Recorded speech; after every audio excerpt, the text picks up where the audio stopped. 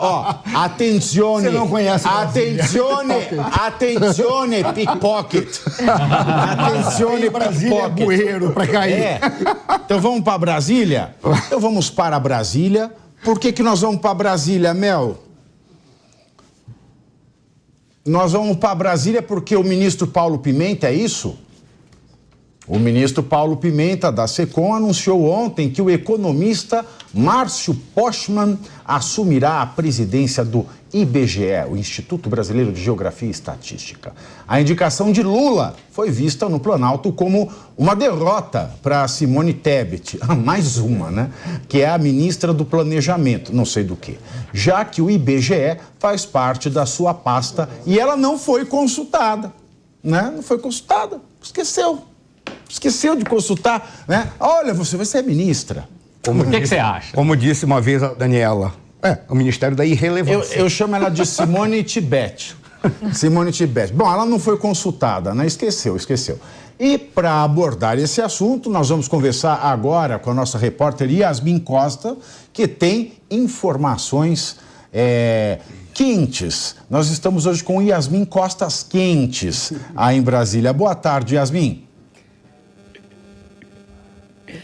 E olha, viu, Pavinato, essa questão envolvendo o Palácio do Planalto e Simone Tebet, alguns parlamentares e até fontes ali dentro do Palácio do Planalto dizem que deixa o clima tenso entre os brothers. Boa tarde para você, para todo mundo que está acompanhando a gente aqui na programação da Jovem Pan. Efetivamente, a ministra Simone Tebet, ela hoje resolveu vir a público para tentar desfazer o que ela chamou de mal entendido com relação a esse nome de Márcio Postman, que vai assumir efetivamente o IBGE, como presidente do IBGE. Por quê?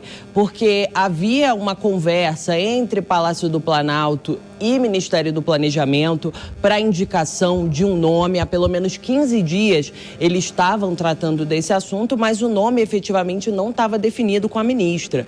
E aí, ontem, o ministro da Secretaria de Comunicação Social, Paulo Pimenta, fez o anúncio de que Márcio Postman passou à frente e disse que Márcio Postman efetivamente será o presidente do Instituto. E o que Simone Tebet disse hoje? Disse que não conhecia esse nome, mas que vai sim acatar qualquer decisão do Palácio do Planalto, que já estava nessa sinalização de que haveria uma substituição, um nome seria indicado e um nome de interesse pessoal, indicação pessoal. Ela já tinha essa sinalização que seria um nome de indicação pessoal do presidente Lula e agora vem efetivamente esse nome. Ela disse, inclusive, que consultou ali fontes dentro do Palácio do Planalto e que está confirmado o nome dele, de Márcio Postman, e que ela vai acatar sim, que não há nenhum desgaste, ela não vai fazer nenhum tipo de pré-julgamento e que esse nome será efetivamente escolhido.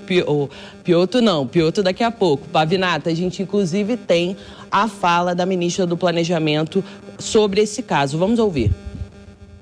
O ministro Pimenta, não sabendo que na reunião que tivemos com o presidente não havíamos citado o nome, anunciou preliminarmente e já está colocado. O nome será oficializado no momento certo, depois da conversa que teremos na semana que vem com o presidente Lula. Acataremos qualquer nome que venha. O nome já está posto? Já está posto. Será esse? Confirmei com a Casa Civil, confirmei com o ministro Padilha se era o nome do qual eles estavam se mencionando. Eles confirmaram que sim, e eu agora, o próximo passo é a semana que vem marcar uma reunião, quando a agenda permitir, com o economista, professor da Unicamp, Márcio Postman, que agora eu sei o nome dele, e que terei o maior prazer de atender, portanto, o pedido do presidente Lula. Pavinato, antes de te entregar, só uma pontuação. Apesar da ministra ter falado aí que não tem nenhum problema, na semana passada, na verdade essa semana, antes de Paulo Pimenta anunciar que Márcio Postman seria o presidente do IBGE, ela chegou a dizer que seria um desrespeito trocar o interino que está desde o começo do ano, que é Simar Azeredo, está comandando o IBGE, porque na avaliação dela precisa ter uma continuidade do trabalho dele, e ela disse que seria um desrespeito à troca. Agora já volta atrás, diz que não, a mudança já estava sendo sinalizada e que ela vai acatar essa mudança.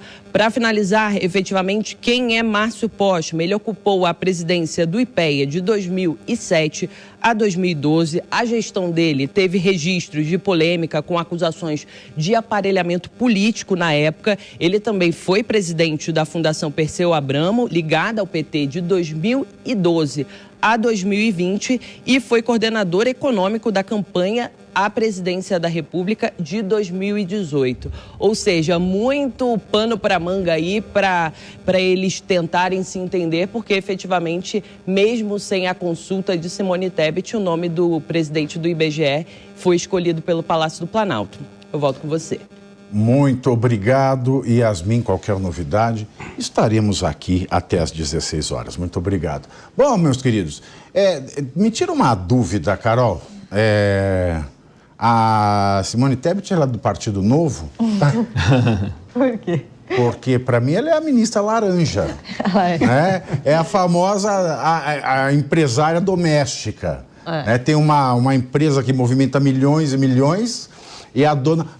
e ela nem sabia que era dona ainda, né? A ministra laranja. Pavinato, você viu ela dando depoimento ali na gravação, que ela nem citou o nome. Tem um nome, eu confirmei esse nome, o nome está posto, na semana que vem, dependendo da minha agenda. Aí eu fui na Wikipedia, dei lá uma pesquisada. Ela estava com tanta raiva que ela nem o nome ela citou. Mas raiva nada, se tivesse com raiva, ela pedia para sair. Não, calma, nem tanto. Nem tanto, companheiro, nem tanto. Ninguém joga fora uma caneta política é uma arte que está se fazendo com ainda mais no caso dela, que ela caiu para irrelevância depois do que ela fez na CPI da Mas Covid. o caso dela nem é caneta, E a partir então é contra-cheque só tem um detalhe, ela cai para irrelevância no Mato Grosso do Sul. Então ela precisa ter algum cargo que lhe dê uma caneta forte, mesmo que esse cargo seja fraco. É melhor você ser uma ministra do Ministério da Irrelevância do que ser uma irrelevante sem ministério. Esse é o grande Porque problema. o projeto seria ela vir depois como senadora ou talvez até governadora no Mato Grosso do Sul, que é um pouco difícil, mas sem esse ministério vai ser muito difícil dela conseguir atingir seus eleitores, né?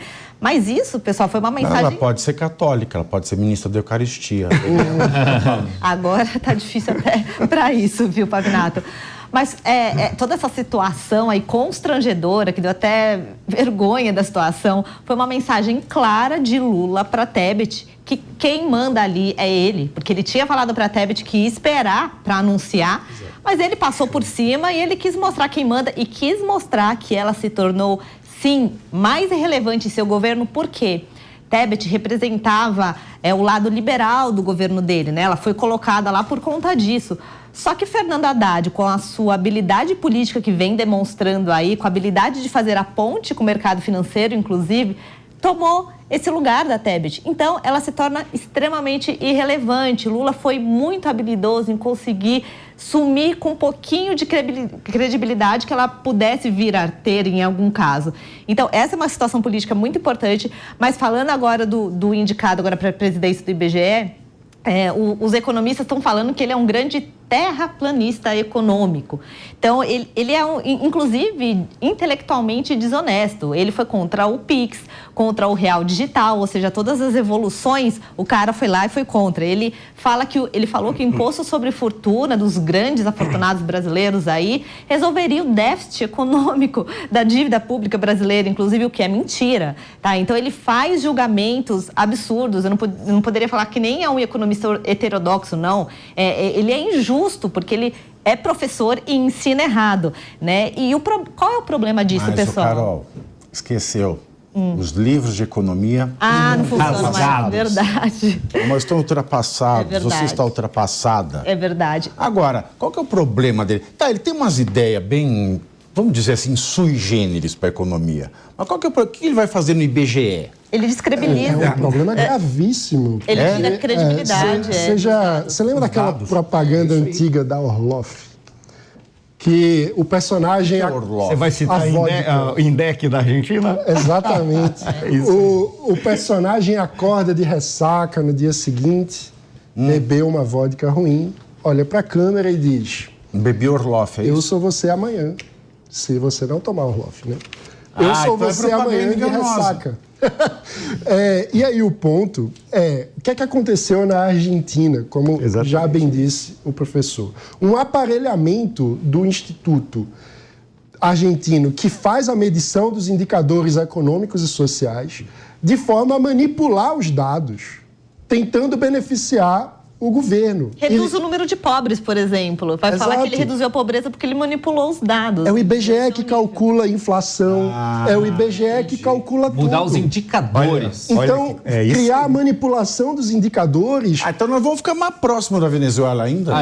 Não. Mas no papel, não. Da perspectiva do IBGE, nós vamos ficar próximos da Suíça. É isso aí. E veja só... Esse que é o problema. Não, eu tô falando em confiabilidade. Em confiabilidade, nós vamos ficar por isso que tem que ter fé.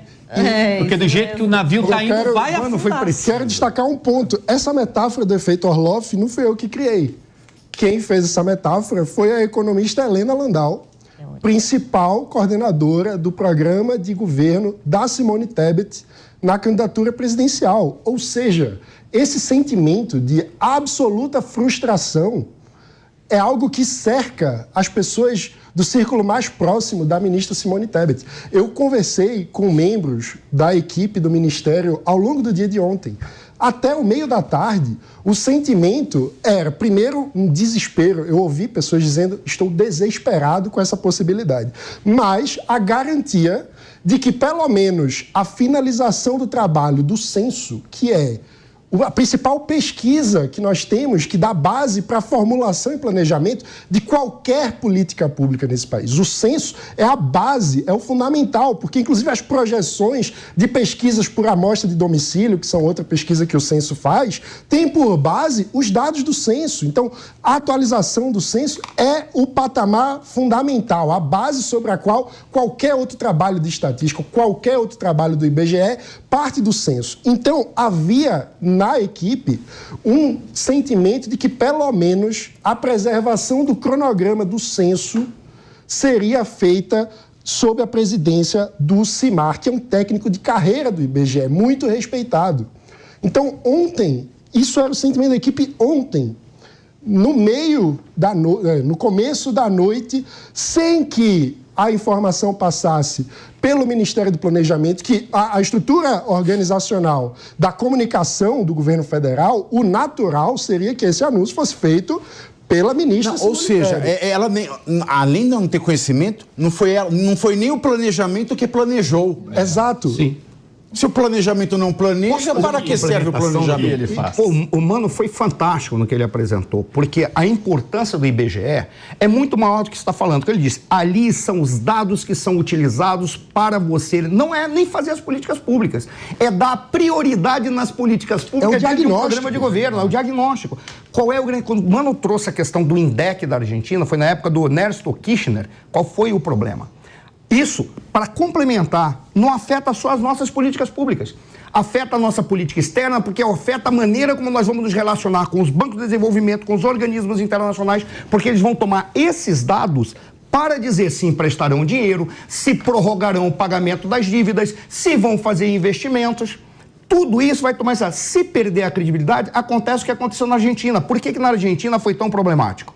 Porque o INDEC, ele precisava mostrar que o governo argentino estava cumprindo as metas de inflação para continuar recebendo recursos do FMI. O que o INDEC fez?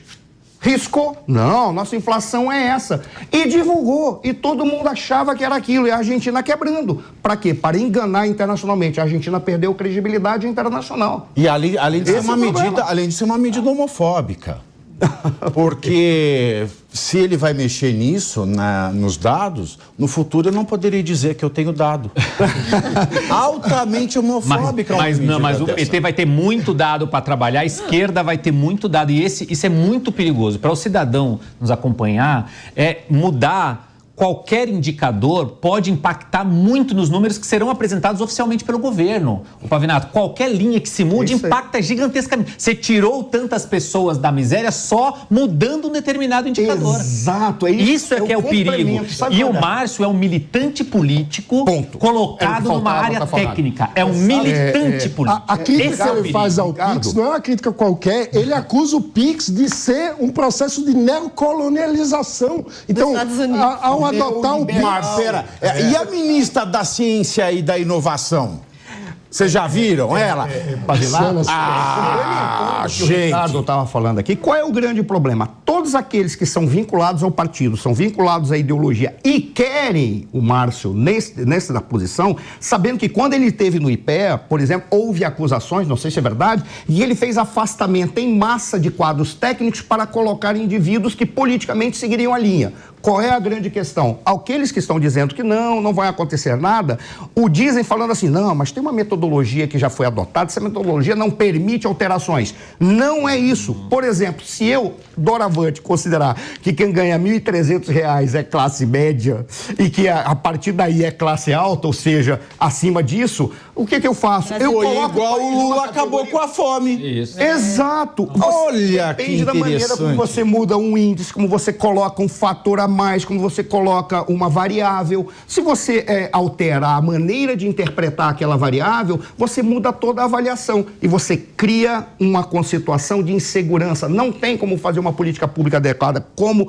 o Mano, como a Carol e como o Ricardo falou. E internacionalmente, você perde uma credibilidade que você se coloca para o mundo daqui a pouco. Sabe aquelas agências de risco que vão dizer, o Brasil deixou de ser bebê para ser bebê menos para ser bebê. Sabe o que eles vão dizer? Vai cair para C, vai cair para isso. Por quê? Porque não tem credibilidade nos dados. Aí ele vai ficar caindo a CDE. E um ponto particularmente... E é misógino também, vai? É misógino essa medida. Por quê? Sabe por quê? Não, mas isso é sério. Quando você interrompe o espaço de ação de uma mulher, as pessoas falam, é mansrupting. Uai, o espaço de ação da Tebet é toda hora, assim, ó. Vai, volta. Vai, o carro passa por cima dela e ainda dá ré. Não, a Marina, mas ali a Tebet não é uma mulher, ela é uma inimiga. Porque no governo, eu quero lembrar aos senhores, no governo fascista do misógino genocida, a Tereza Cristina, ela sofria toda hora esse tipo de mansrupting. Não teve uma interrupção. Exatamente. Porque ela é boa e sabe. Agora, a mulher aqui só na lambada, hein? E praticamente toda especulação sobre reforma ministerial envolve as ministras mulheres. A ministra do esporte... Enfim, e tem mais um ponto, tem o enfraquecimento do Haddad nessa história toda, exato. Porque Haddad se demonstra como a figura moderada comparada com a figura mais extremada do PT. E quando você coloca um cara desse, que como o Ricardo falou aqui, é um militante sim político, ele é presidente do Instituto Lula, pessoal. Você está enfraquecendo essa posição moderada de Haddad, que é o que está subindo as nossas notas nas agências de risco. É todo esse planejamento mais moderado em prol também de um Congresso que é mais moderado, mais centro-direita. Então você está enfraquecendo Simone Tebet, por um lado, que ele quer enfraquecer mesmo, tirar. Vai enfraquecer. E quer estar dissolvendo, exatamente. E está enfraquecendo o Haddad. Mas é muito importante esse ponto, porque o PT tem várias alas. O Haddad é da ala mais moderada, o Postman é da ala mais radical. O Haddad, politicamente, a informação que eu tenho de bastidor é que ele era contra essa indicação. Então, ele também está sendo vencido nesse caso, está sendo derrotado por indicação do próprio Lula. E o ponto mais triste é que o IBGE, tradicionalmente, é uma coisa histórica, foi construído ao longo dos anos. Mano, tem muita credibilidade internacional. Como Edmar... você é elegante. Ele não está sendo destruído. Com todo respeito à sua excelência, o ministro Haddad... O Haddad cumpre ordens. Ele não está nem aí para a questão. Ele, por exemplo, a Carolzinha foi precisa quando falou do Lula dizer que quem está mandando nisso ainda sou eu. Exato. Esse é o primeiro ponto. Segundo... Governo participativo, etc. Segundo, que ele está usando o Haddad para o Haddad ser uma espécie de ponte com o mercado. Porque o Haddad, ele consegue conversar bem, ele é um cara elegante, ele é um cara educado, ele é um cara gentil, mas não significa que por isso ele esteja no primeiro círculo do céu. Para mim, ele está no primeiro círculo do inferno, mas deixemos isso de lado, tá? Isso aí é uma questão pessoal minha, apenas uma percepção. Mas só que tem um detalhe, o Haddad, ele cumpre ordens. Ora, com todo respeito, a grandeza do Haddad não está no seu brilho intelectual, nem na sua elegância. A grandeza do Haddad está simplesmente se falar assim, Haddad vai lá e fica de sentinela. Ele vai como ministro, com a faixa de ministro, ele fica parado na porta esperando 3 horas. Nossa, ainda bem, você falou vai lá de sentinela, eu achei que ele ia sentar na sentinela. Não, mas não é isso não. O Haddad, ele é um cumpridor de ordens, é que isso é muito elegante, entendeu? Ele é um cumpridor de ordens, então ele não sai enfraquecido nunca. Porque no momento em que você tem confusão, as pessoas razoavelmente intencionadas e as pessoas medíocres assumem, você precisa de cumpridores de ordem que não questionam a ordem. Precisa de pessoas que vão falar para o Lula aquilo que ele quer ouvir, não aquilo que ele precisa ouvir. E o Haddad não fala nunca o que as pessoas precisam ouvir. Ele fala o que o Lula quer ouvir. E se o Lula não quiser nem ouvir, já der ordem, ele vai e cumpre. Por isso ele não sai enfraquecido. Para mim ele é pior do que os radicais. Porque o radical, ele ainda não pensa. Pelo menos tem uma posição. O radical, ele tem algum bloqueio no processo ético de julgamento moral das coisas que transforma falhas morais em virtudes. O Haddad, ele tendo consciência de que isso é ruim e vai lá e cumpre ordem, é pior ainda. Porque ele podia fazer alguma coisa. Ele podia falar. Criar um constrangimento. Ele podia debater, afinal de contas, é uma democracia. É uma democracia, Katsu. Ele sempre busca pontes. É só isso que o Haddad faz. Pavinato, uma coisa é muito certa nesse processo inteiro. O PT, de maneira geral, entendendo todos os seus fragmentos e grupos internos, sai fortalecido. O Lula sai fortalecido, o Brasil sai enfraquecido, os dados, o técnico sai enfraquecido, a Simone Tebet sai enfraquecida, a frente ampla pela democracia relativa do Lula sai enfraquecido. É o PT jogando para dentro do PT e aqui dentro eles digerem. E isso eles sabem fazer muito bem. Pois é, meus queridos. Nós temos mais um tema aqui. Tá todo mundo me perguntou. Ontem eu saí daqui, não conseguia dar na rua, que as pessoas ficavam perguntando desse tema. Aí teve gente comemorando coisas desse tema, aí gente falando assim, você vai perder o emprego agora. Sabe o pessoal de esquerda? Vai perder o emprego. Vai pra filha da RH. Aí eu falo assim, desculpa, querido, isso é mentalidade pobre, porque eu sou